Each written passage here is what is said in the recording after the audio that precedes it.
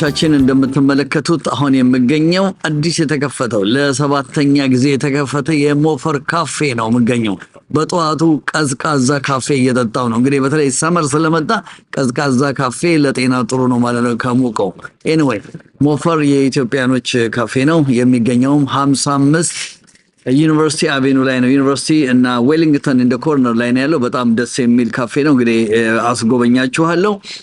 ብርሃን ቴሌቪዥን እንግዲህ እዚህ ቦታ ላይ ተገኝተን እንደዚህ አይነት ካፌ ስንጠጣና በኢትዮጵያ ሴሬሞኒ ኦፕኒንግ እንትኑ መደረጉ እጅግ በጣም ደስ ብሎኛል። በዚህ አጋጣሚ የሞፈር ካፌ ባለቤትን ሚኪያስን ኮንግራቹሌሽን እላለሁ። በተለይ ኢትዮጵያኖች ሞፈር እና ቀንበር ታውቃላችሁ የኢትዮጵያ ነው። ስለዚህ የኢትዮጵያን ፕሮሞት ማድረግ ነው በሌላ መንገዱና በጣም ደስ የሚል ነው። እንግዲህ እየመጣችሁ ስታርባክስን ስላስናቀ እየመጣችሁ ቡናችሁን ብዙ አይነት የቡና አይነት ነገር አለ እና የመጣችሁ ተጠቀሙ ነው የምንለው። አሁንም ከ55 ዩኒቨርሲቲ አቬኑ ብርሃኑ ነኝ ከብርሃን ቴሌቪዥን። ሞፈር ኮፊ ሰባተኛ ብራንቹ ነው።